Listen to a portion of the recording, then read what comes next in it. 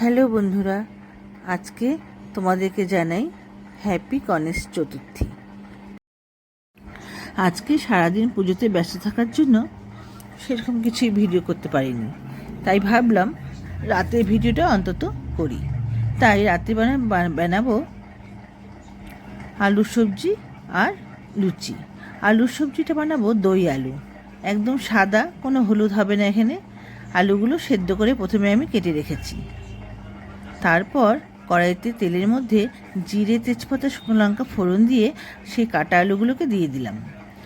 আলুগুলো ভাজতে ভাজতে এদিকে চলো আমি মশলাটা তৈরি করে নিই। তার জন্য 2 চামচ তিল, সাদা তিল, আর 2 চামচ পোস্ত নিয়ে একটু শুকনো গুঁড়ো করে নেব প্রথমে, তাহলে পেস্ট তৈরি করতে খুব ভালো হয়।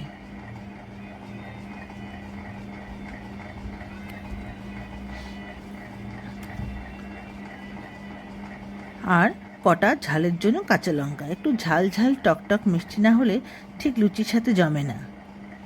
তাই পেস্ট তৈরি করে নিয়ে আলুটা ভাজা হতে হতে ওর মধ্যে গ্রেট করা একটু আদা আর কারি পাতা দিয়ে দেব। কারি পাতাটা এখন দিলে ফ্লেভারটা খুব ভালো হয়, আমার তো ভীষণ ভালো লাগে কারি পাতার ফ্লেভার।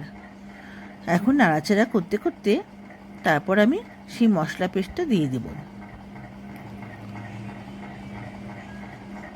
একটু নাড়াচাড়া করেই সেই বাটিটা ধুয়ে আবার আমি জল দিয়ে দেব অল্প করে।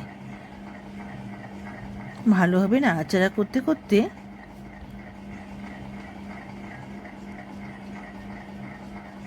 ঢেকে দেব স্বাদ মতো নুন দিয়ে, যাতে দই থেকে তেল বেরিয়ে আসে ততক্ষণ পর্যন্ত।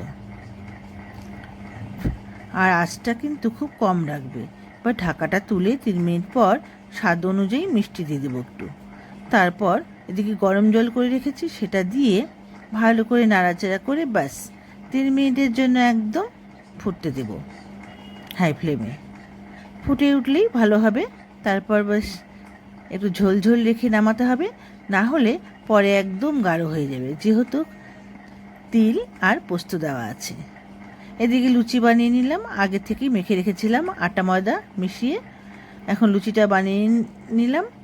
তোমাদের কেমন লাগলো ভিডিওটি জানাবে। ভালো থেকো তোমরা।